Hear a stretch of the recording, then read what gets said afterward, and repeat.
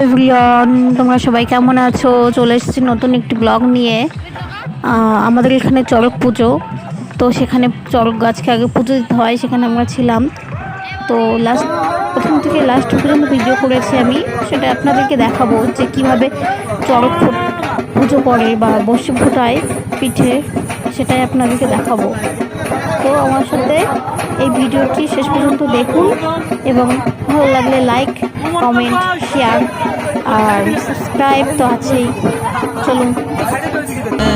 Bomb বম বম বম বম বম ভোলেনাথ, বম বম বম বম বম বম ভোলেনাথ, বম বম বম বম বম বম ভোলেনাথ, বম বম বম বম বম বম ভোলেনাথ।